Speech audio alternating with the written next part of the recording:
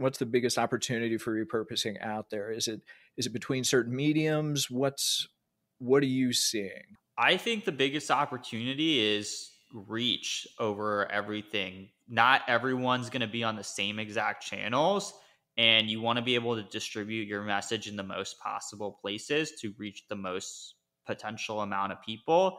And that's what's really important. And you can get a lot more mileage out of that as well. And just being able to, the nice thing is a lot of these social places or even email and your website and things like that, you can focus on specific things. It's kind of like the same strategy. You know, a lot of people have been doing some form of content repurposing for a long time. Even when we look at like websites, and for search, you might have a blog post that performs really, really well. And then you go into Google Search Console and you see it ranks for a ton of keywords. And you're like, hey, maybe this one needs its own dedicated article. So now I'm going to repurpose part of this and then kind of just build on top of that.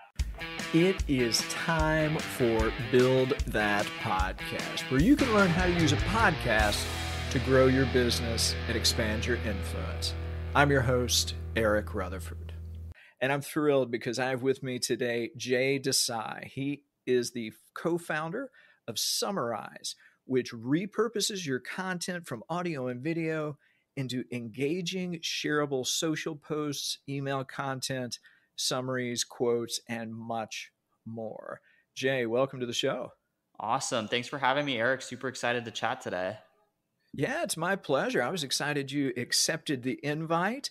And just before we get into Summaraize, as I was looking through your LinkedIn background and through the other things, I noticed you were a sports writer at one point in time.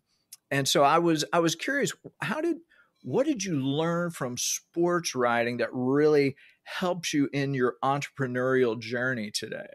Yeah, well, I guess the sports writing was kind of my first foray into content marketing, essentially. So, I wrote a lot of content for a couple of sports blogs, was a co-editor of one while I was basically in college. And what I really learned from it was just kind of like the fundamentals of content marketing, really SEO, because that was the name of the game for us. We got paid based on how many views we get for each post and things like that. So for me, it was really, how do I get my content in front of more people? Obviously, our channel was through the website. And so that's really helped me a lot, just kind of giving me that foundational skill on content marketing and search engine marketing, some of the basics, like, that checklist that you go through, such as headers, keywords, having a meta description, having a good image, and like all of that stuff to share, and some of the other things like internal linking and all of that stuff. So that really gave me those foundational skills. That's really helped me throughout my career. And then now, obviously, I'm working on a product in the content marketing space as well. So it kind of just all blends together and sums up to where I am right now. I love it. It's just like layer upon layer of skill and experience to get you where you are today. It's cool how some of those things, even when you start out, you're like, okay, 10 years from now, I don't know where I'm going to be, but seeing those skills just really being able to be applied today, that has to be cool. Yeah, for sure. It's definitely, it feels like it's just stacking all those skills one on top of each other. And that's been just really helpful for me. I mean, I've done a lot of content related tasks in my career. And so it's just a fun space to play in. And I feel very in tune with what's going on. And even as things change with AI and stuff like that, it's been really exciting to kind of grow my skill set throughout this whole process. No, that's an interesting perspective. I know some people are terrified of AI and all of the nuances that goes in. I'm kind of the opinion of it's just another tool for the toolbox, so to speak. But the foundational pieces that you have, it seems like those will transfer regardless of the software, the platform, anything like that. Would you agree? Yeah, I definitely agree. It influences my perspective on what we're building as well. And not even just like in this AI tool that we're working on, but also thinking about just content workflows. I mean, I still have a full-time job. So, I do a lot of content things over there as well. And thinking through that, just it kind of gives me that different perspective. And especially like on the startup that I'm working on, what does good content look like? How do we make sure that, we're keeping in line with what our users need to be able to post to actually generate results? I don't want to just be another content tool that produces a lot of extra noise. We're very intentional about what we build and making sure that it's for driving engagement.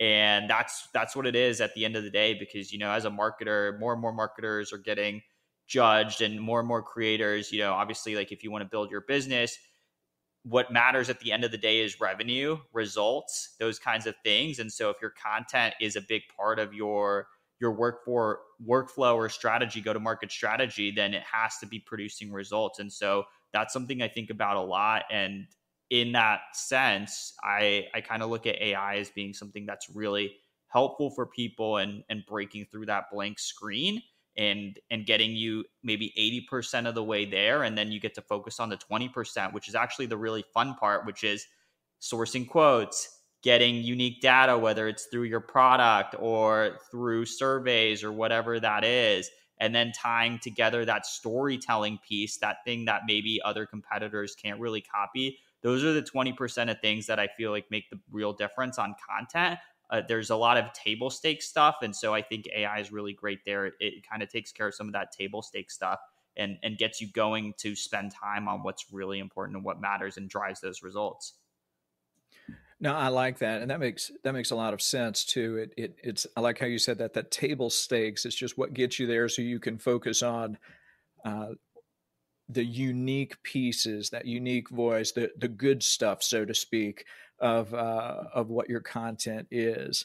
So let's just kind of jump into Summaraize. What is it per se? How does it work? So Summaraize takes your audio or video content. Typically, we work with a lot of podcasts, webinars, people doing solo recordings, those kinds of things. And it repurposes it for you into social posts like LinkedIn posts, Twitter threads. We do email content as well. We do a lot of like summaries, Q&A, quotes, that kind of stuff that you can piece together essentially to create blog content. Maybe you want to add it to your show notes, those kinds of things. So we're working with a lot of text-based content. We also give a transcript and speaker bios and those sorts of things. There's a lot of stuff we help support for YouTube as well in terms of like keywords that you can include and the timestamp headlines and title suggestions and descriptions and all of that stuff. So it's really a lot of, hey, I have this long form piece of content. I know I want to get it on my blog, or I need to put show notes together, or I want to post it on social, do an email promotion, grow a newsletter, those kinds of things. And Summaraize kind of fills that gap. So instead of you having to listen back to your audio or video, which I've personally done not millions of times, but it feels like a million times doing it. And I really, it's fun at the beginning, but I used to sort of dislike that task towards the end. So it kind of frees up your time and even your energy, getting more energy back to work on some of those creative tasks, essentially. So that's kind of what we're working on, is basically bridging that gap and having what used to be a really painstakingly long manual task and getting to do it with AI. So that way you can focus on that creative work, which is, how do I deliver this to my audience now in a meaningful way? I totally get it. I know some people really enjoy the editing process and going through that. That is not my strength or sort of my personality. I do it, but I get it just becomes a chore after a while. It sounds like you experienced the same thing. It was just like, I'll do it, but man, we just need to find something else to make this happen. Yeah, I think it depends on where you're at, right? Like if you had to ask me if I'm getting paid like, maybe $1,000, $2,000 to do the editing process and do all of that stuff, sure, sign me up. I would be more than happy to do that kind of stuff per episode. But the reality of the fact is what I've seen and what usually ends up happening, a lot of people that are working on like podcasts or stuff like that or webinars, they usually have other content tasks on their plate as well. And those can stack really, really fast. And what I find so interesting, and I feel like most people are the same way that I talk to about podcasts, which is at the beginning, you get this initial high where it's like, I'm so excited to get started. I'm going to post my podcast here, there, everywhere. We're going to turn it into social content. We're going to build an email list. All of those really good ideas. They're really great ideas. And then what ends up happening is, once you kind of figure out that workflow and kind of put the pieces together, the puzzle together, then it feels really just repetitive. And like you said, it feels like a chore. And so you get that initial like peak high and it kind of starts to come down. And that's how I felt every time. I used to host a podcast for a very long time. I did like over 150 episodes hosting a podcast. And it was really fun at the beginning. And then, doing a lot of that post-production work ended up becoming, it felt like my least favorite task of the day. And so, having a tool like this is just so helpful. So that way you can just really focus and be the editor versus be the editor in terms of like the text and all of that stuff, and be the kind of content manager essentially, instead of having to do the things of, like I said, re-listening to an episode and pulling out all the timestamps and all of that stuff, because that's just never fun. No, I agree. And so that leads me to the question of, is that what led you to start Summaraize? Was it just not wanting or seeing the need for a tool to help with this? Is that kind of the gap in the marketplace you saw? What was the lead up to starting this? Yeah, I think there's a couple of key kind of gaps and reasons that I had the aha moment that I did. One being, a lot of people, like I said, like content teams, and I've experienced this. I've had a lot on my plate before, and this just becomes like another task to complete. And so having AI to be able to pull out the timestamps, pull out some of the key quotes, pull out summaries, all of that stuff just saves a lot of time. It's a lot of effort to actually do the full post-production workflow, especially if you have a lot of other content tasks. And, I used to do this. Like I said, I've done this myself. So that was part of it. And then just taking back the energy, honestly, like I don't know what it is, but for me, when I run into a task where I just feel like I don't know, maybe it's because I might not have made a good SDR or something like that, doing those repetitive kind of tasks. I feel like once I figure it out, once I get the creative part is figuring out the workflow, right? Like, how am I going to chop this up? What am I going to turn it into? And then once you've nailed down that, it's really just repetitive tasks. And for me, I used to hate that. And so it used to suck a lot of energy out of me too. It didn't feel like I would just work on it for, an hour or 2 hours. It also felt like a very draining task mentally, and just something that bothered me for that. And so that was kind of like the thesis of what brought together the product is, I felt like this was something that was tough for me. And I figured, I've talked to enough podcasts. I've been on a lot of podcasts. Other podcast hosts face the same issue. And I was like, there's got to be something to get this done faster, so that way we don't have to work on it as much. Definitely. Now, were you kind of looking at podcasters first, or were you looking at more like YouTube content? What was sort of that first target market you were looking for, or was it like several?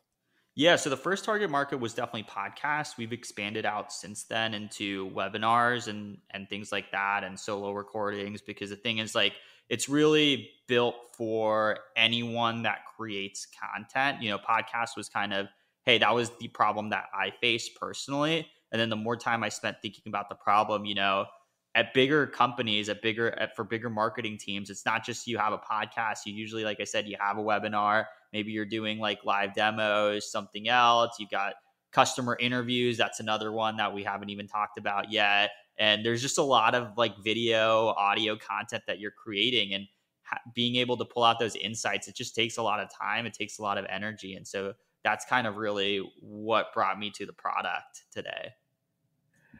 Now, and I can totally see that. Because I work in the corporate world, and as you say, customer testimonials, you want to do video content with them just to get their feedback, all of the webinars, all of everything that is either live or recorded, just being able to take that and do something else with it. I mean, that's powerful, right? Because it's existing content that you don't want to lose. Otherwise you do. It just, it goes into the ether. So I like how you're just sort of scaling up as you see more opportunities with that. Now, are you focused more like content creators, solopreneurs? Are you looking more at enterprise, small business? Who's sort of your customer base there? Our customer base is really content creators and content marketers that have maybe a little bit of budget that they want to spend to kind of grow their podcast. They know maybe, hey, I want to be active on LinkedIn. I want to be active on Twitter. I want to build an email list to kind of like have those ideas of like, I know this is really important. And a lot of people have kind of learned that, but they don't have the time to get everything done for that. And they feel like they can probably get more out of the content that they're producing. They just don't have the time to do it, or they struggle with, having the blank screen and being able to write from there and those kinds of things. So yeah, it's kind of geared towards both kinds of groups. We have customers that are just individual podcasts that are recording as well. And then we have bigger content teams that are actually using Summaraize, not only for, like I said, their podcast, but they're using it for the webinars. They're using it for customer interviews, all of those different things, because at the end of the day, it's just what we're really trying to solve is for all audio and video content that you're producing that you want to repurpose and potentially grab insights out and share across all the marketing channels that you're using. And it sounds like then you can upload audio or video, and then you will not only repurpose all the pieces, but you get transcripts out of it. Is it the transcript? Can you go in and change words, or is it just sort of a fixed transcript? How does that work? So it's actually fixed right now, but that's the next feature that we're working on our roadmap. My co-founder, actually, we've been messaging this week, and we're like trying to figure out this transcript feature. We just tackled another feature pretty recently. And so now the next thing is, this transcript piece. We have a bunch of ideas. And so we're just going to really overhaul the whole thing in terms of functionality. So, but that is next. Oh, love it. Well, it seems like that would be an incredibly difficult piece. I mean, all of it is hard, but that's, like you say, it's like the next level of, okay, we've got all the bases down. Now let's give you a little bit of opportunity to be dynamic in your word choice. So I love that you're continuing to roll out features, and you're like, yeah, we need this, but we're just not there yet. So so that's next on the roadmap. What do you see in the next year? What kinds of things that you feel comfortable sharing? You don't have to share anything if you're like, no, this is like top secret, but what's the roadmap look like for the next year? Yeah, for us, the product roadmap is pretty simple. It's increasing the amount of content types that we have. So, like I said, we do social content, we do LinkedIn and Twitter right now. We've got email, like a promotional email that goes out or that you can use basically.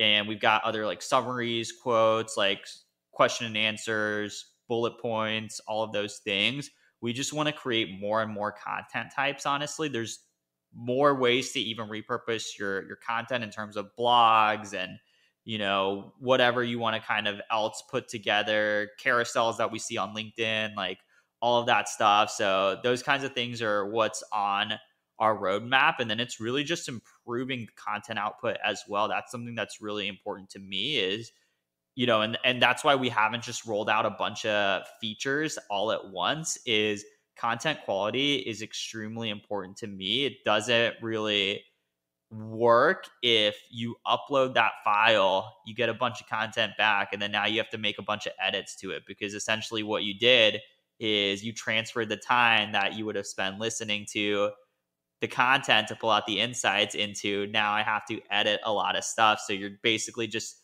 shifting time, and that's not what we want to do. We don't want to just have people shift their time. We want the time to actually be reduced that they have to spend post-producing their audio video content to redistribute and stuff like that. And so that's what we're going to be working on more content types and improving the content types that we have out as well.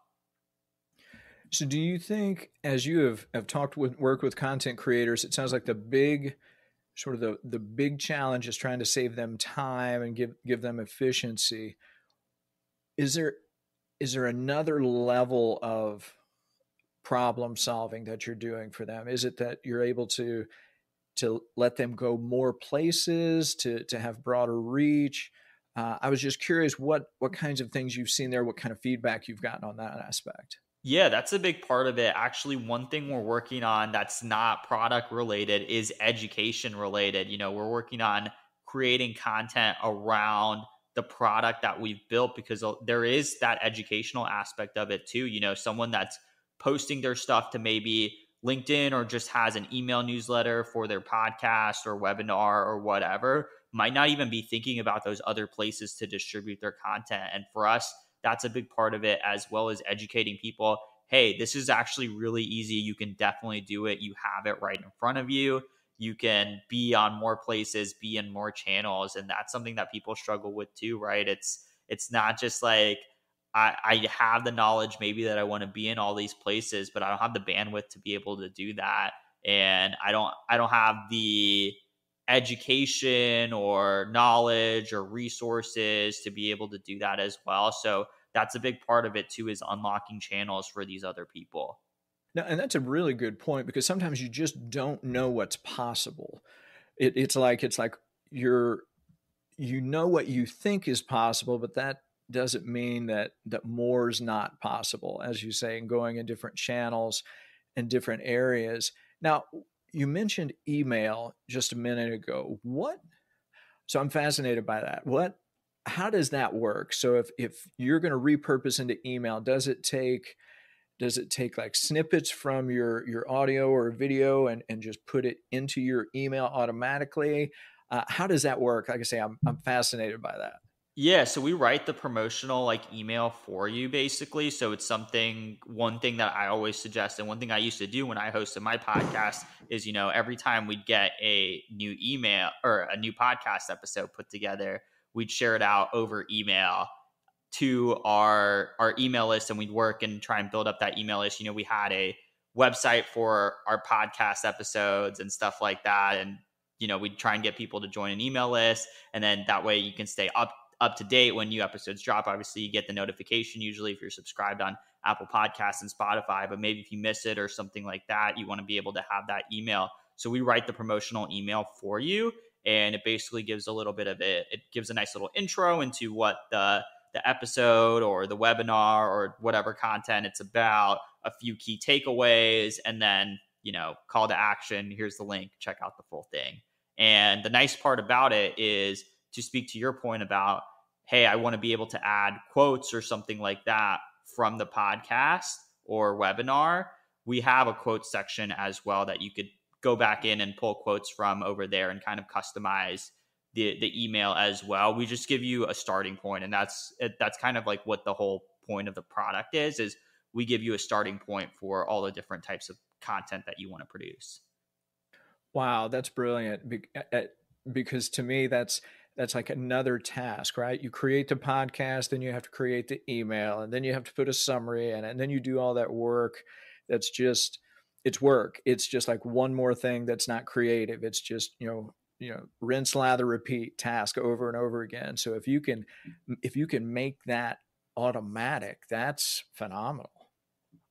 Yeah, that's kind of what we're going for. Is just making it really easy to use, get you 80% of the way there, and then you can always customize it on your own, right? You can go back, add more information. There's more information that's in the product as well that comes from like the different summaries or the bullet points and stuff like that. So you can really truly customize what you're building. And like I said, like in terms of more content outputs, we're constantly thinking about that. So, I know we have only the promotional email right now, but in the future, we're going to offer a bunch of other email types and variations and stuff like that to kind of fit more use cases for different people, because everyone writes their emails differently. Everyone posts on LinkedIn differently. Everyone writes their Twitter threads, whatever, show notes. All of that is different person to person. And so we want to try and solve for those use cases, but just make it as easy as possible, where it truly feels like, hey, I can copy paste this, maybe work on it for another like 5 minutes, and then it's good to go and publish. Oh, that makes sense. Now, for things like LinkedIn or Twitter or any of those other places, does it automatically post from Summaraize, or do you have to download it and then post? How does that work? So yeah, you just copy and paste the content and throw it into wherever you want to. Obviously, people use different things. Some people post just natively to the platform. Some people use like a social media scheduler or something like that. So that's how we have it set up. In the future, maybe we'll work on some other things around there. But right now, we've just done that, and that feels like the easiest way to potentially set that up for everyone to be able to use. No, that is, especially because I've used both native and separate content publishing, and yeah, if you can copy paste, that's a huge win. That just makes it easy for everybody to do. And as people are getting into this repurposing mindset, because I think it is a mindset that you have to get into. It doesn't just come automatically. What do you think the largest opportunity for it is? What's the biggest opportunity for repurposing out there? Is it between certain mediums? What are you seeing? I think the biggest opportunity is reach over everything. Not everyone's going to be on the same exact channels, and you want to be able to distribute your message in the most possible places to reach the most potential amount of people. And that's what's really important. And you can get a lot more mileage out of that as well. And just being able to, the nice thing is, a lot of these social places or even email and your website and things like that, you can focus on specific things. It's kind of like the same strategy. A lot of people have been doing some form of content repurposing for a long time. Even when we look at like websites, and for search, you might have a blog post that performs really, really well. And then you go into Google Search Console and you see it ranks for a ton of keywords. And you're like, hey, maybe this one needs its own dedicated article. So now I'm going to repurpose part of this and then kind of just build on top of that. And so we've been doing some forms of repurposing all the time. And I just think it just helps you reach more people. And that's the most important thing, is the more people you can get in front of, the more likely you are to see success on whatever it is you're working on. If you're selling a product, more people, more eyeballs means more potential users, more potential revenue. If you're selling a service, same exact thing. More people that can view it, more potential customers at some point. Even if you're just producing the content to just produce the content, publishing into multiple places gives a bunch of other effects as well, right? More followers, you could get more sponsors later on. Maybe if you don't have a sponsor, now you can potentially entertain one. More places that you can sell sponsorship promotion and stuff like that. So it just really opens a lot of doors for you in terms of what you can do and how you can truly grow. Yeah, and it sounds like with Summaraize, you're saving time, so you're not having to do all of the individual pieces. You've already have your long piece of content. You're just breaking it up into manageable pieces that then you can essentially copy paste wherever you want them to go, right? Exactly. And it's not even just that too. Like one of the things that I use the tool a lot for as well is just finding interesting parts of the conversation, right? I've been on plenty of podcasts. I've hosted podcasts. I would love to think that all of the sections all the parts of the podcast that I talk about are interesting to every single person. But the fact of the matter is it usually isn't the case. And even some of the things that I talk about might just not be interesting in general. And so being able to easily have like those timestamps ready to go as well is extremely helpful for just finding the most interesting sections of the podcast. And what makes it really easy is when you kind of combine it with that human element. We are recording this podcast right now. I'm sure, Eric, you're going to remember exactly some of the key moments that you thought were interesting, and maybe you want to pull something out of that or write something or share something like that. And when you have the timestamps, it just makes it really easy with the headlines and stuff like that to say, oh yeah, I remember when Jay talked about, what was coming on the roadmap, and there's that section, and say, I want to go dig deeper into that. I want to grab a quote from there, or maybe I want to go back to the transcript in that section and grab and look at it a little bit more closely and grab something from there and things like that. So it's really just enabling people to work a lot faster and more efficiently. Now, and timestamps are amazing. Like if you can get timestamps, that's gold right there, because you can move all over the place with that. And especially, like, I don't know, this is just me. I'll record, but then I won't necessarily edit immediately. And so, yeah, I've taken some notes, but I don't exactly remember all this stuff. And so as you're going back through, it's like, okay, you're listening and you're trying to remember what those key parts are. If you have a tool that helps you find those, or timestamps, or provides that transcript, that's a huge time and energy savings for I think for anybody doing this type of content work. It sounds like you have experienced that as well. Yeah, the timestamps are definitely huge. All of it is really helpful, but timestamps are definitely a big one. Just being able to, because like that's how we work, right? Like even the brain, like when we're thinking about reading through content or watching something, like even when we watch TV, right? We have episodes, we have different chapters. We've just, even when we read a book, we've got different chapters, sections, whatever you want to call it. We've kind of just been trained on that, and it just makes it a lot easier to digest the content that way. It does. I was watching a video yesterday on YouTube as I was trying to learn a couple of questions about software I was trying to solve, and they had timestamps, and I'm like, okay, I don't need to listen to the first 10 minutes of the thing because it doesn't address my issue. But at 10:33, that's where I clicked, and then I watched for like 5 minutes. It was great, so I didn't have to go through the whole thing, and that was just me as the the listener, the watcher. If that's just one person on one video, I mean it's there for everybody. So it has to be a big win for all your customers. Yeah, it's amazing. And we have it ready. Like I said, like you're talking about YouTube, we have a section for YouTube where you can just copy paste the timestamps, throw it into your description, and then YouTube actually will automatically put in the chapter marks in it as long as it's in the right format. And we have that format. So that's what people will just copy and paste, and boom, their chapters are already created on YouTube. Wow. So people can scroll through them. That's brilliant right there. That is a huge time savings.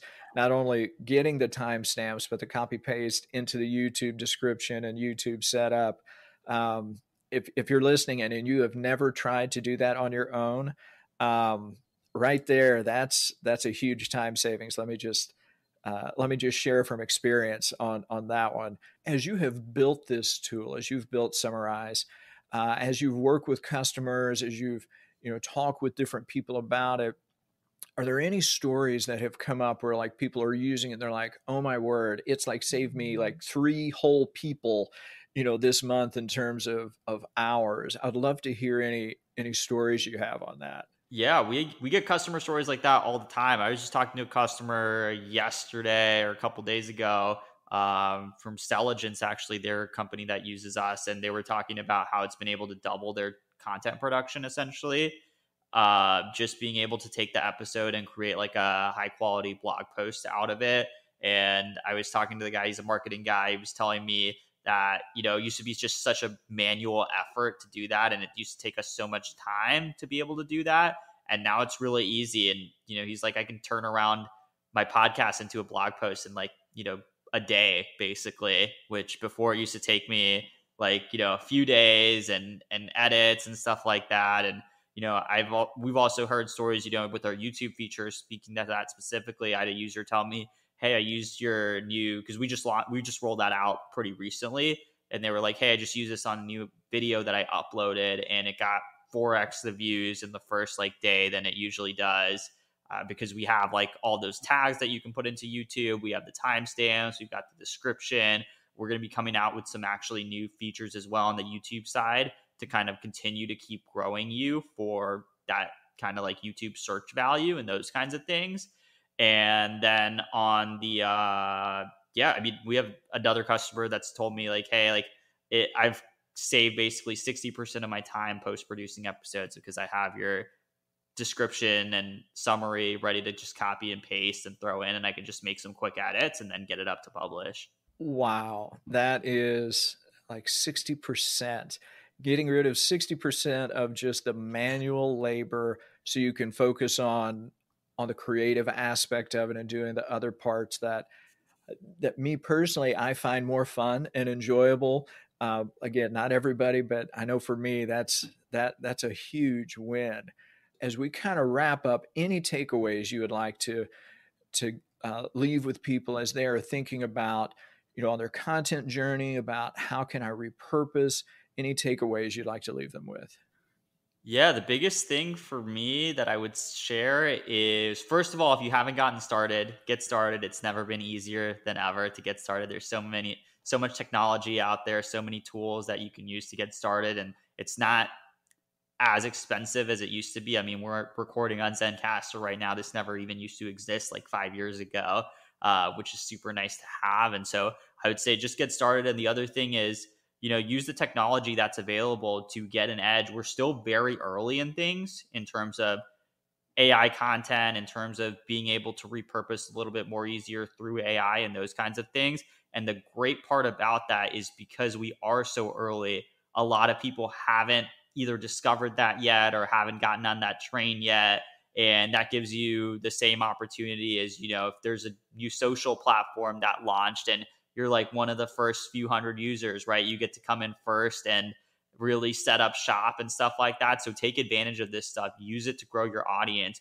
Use it to grow your network, because at some point it is going to get more and more saturated. And, obviously we'll have to adjust as well as more people use the product and it gets more competitive. We're going to have to figure out ways to help people grow more as well. But right now it's just such a good time to get started and really use this technology to boost your content production. And one last thing I'll leave with in terms of how powerful the product is, we're actually thinking internally, me and my co-founder, we've been talking about launching our own podcast as well. I've hosted one before, but we're thinking about doing like a 10-minute daily podcast just to show how powerful the tool is, to be able to get it on your blog, create the show notes for it, get it on YouTube, post it about it on LinkedIn, get a Twitter thread going, post an email once it's released, all that stuff, and just show how powerful the tool is. So we're going to be working on that as well to just show what it's capable of. So I'm really excited about that. There's a lot of cool things coming. It sounds like it. Yeah, to be able to turn that around quickly, to get it out into all of the channels, that is going to be a wonderful thing to watch and use. Yeah, so as we wrap up, if listeners want to know more about you, want to know more about Summaraize, they're like, man, you have sold me on it, and now I want to come try it out. Where do you want them to go? Yeah, you should head over, if you want to check out the product, head over to summaraize.com. It's SUMMARAIZE is how you spell it.com. And if you want to reach out to me, you can on LinkedIn. I'm pretty active on there. If you're connected with Eric, you should be able to find me pretty easily because we're connected. Just search up Desai. I'm more than happy to answer any questions or have a conversation or things like that. I love talking with people. And yeah, I'm also on Twitter as well, Desai. So come find me over there, whatever you kind of need. But yeah, I'm super excited. And this was an awesome conversation, Eric. Yeah, this was a blast. So if you're listening, check out Jay on LinkedIn and Twitter. I'll put those links in the show notes, as well as Summaraize. I'm going to put that in the show notes as well. Check it out and just experiment. Like Jay said, it's still early in the game. And so getting a familiarity, getting an understanding with these tools, it's going to save you time, and it's really going to put you ahead of a lot of people who are either naysayers or they're just not there yet in terms of what they're willing to do. So Jay, this has been fun. Appreciate you accepting the offer, and yeah, we'll have to do this again. Yeah, definitely. Always happy to chat. It's always fun. If you want more information about how to expand your influence and trust through a podcast, sign up for our newsletter. You can find it at buildthatpodcast.com/newsletter. Yeah, I know it's not all that original, but this way, if we change the name of our newsletter later on, we can always point back to the same way. We're aiming for efficiency here. If you have questions about using a podcast for your business, You can email me, eric@straightforwardmg.com, or you can find me on LinkedIn, Eric Rutherford. Remember, use podcasts to grow your business and expand your influence.